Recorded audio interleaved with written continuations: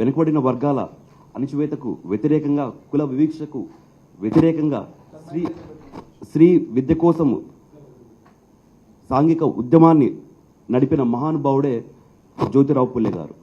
అవమానాలను భరించి ఆధిపత్య పోరును ఎదిరించి బలహీన వర్గాల భవిష్యత్తుకు బాట వేసిన మహానుభావుడే జ్యోతిరావు పుల్లే గారు. దేశం అనే దేహానికి బలహీన వర్గాల ప్రాణమని, బలహీన వర్గాల బలమేంటో చెప్పిన ఏకైక వ్యక్తి మన జ్యోతిరావు పుల్లే గారు. ఆడబిడ్డలందరూ చదువుకోవాలనే ఉద్దేశంతో సావిత్రిబాయి పుల్లే గారిని చదివించి దేశంలోనే మొట్టమొదటి పాఠశాలను నిర్మించిన పూలే గారికి ధన్యవాదాలు తెలియజేస్తూ, మహిళా పాఠశాల, దేశంలోనే మొట్టమొదటి మహిళా పాఠశాల నిర్మించిన ఏకైక వ్యక్తి మన పూలే గారు. అభినవ్ పూలేగా మన వైఎస్ జగన్మోహన్ రెడ్డి గారు పూలే గారి ఆశయాలను ముందుకు తీసుకెళ్తూ ఈరోజు బీసీ అంటే బ్యాక్వర్డ్ క్లాస్ కాదు, బ్యాక్ బోన్ క్లాస్ అని చెప్పి గత ప్రభుత్వాలు బీసీలను కేవలం ఒక ఓట్ బ్యాంక్గా చూశారే కానీ ఎన్నడూ రాజ్యాంగమైన పదవులు ఇచ్చింది లేదు. కానీ మన జగనన్న, మన ప్రభుత్వం వచ్చిన తర్వాత క్యాబినెట్లో 11 మంది బీసీలకు మంత్రి పదవులు ఇవ్వడం జరిగింది.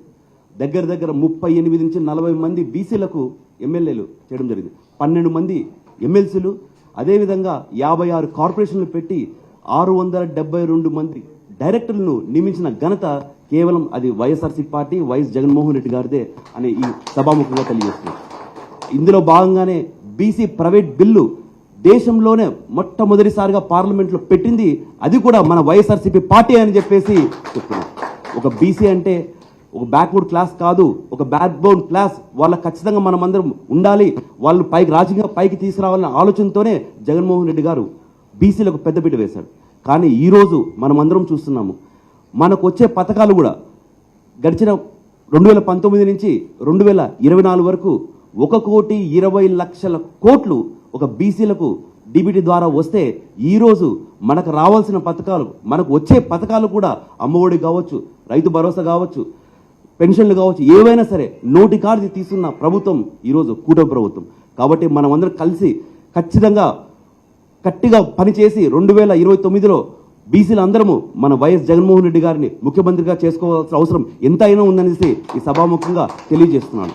బీసీలు ఎవరు భయపడాల్సిన అవసరం లేదు.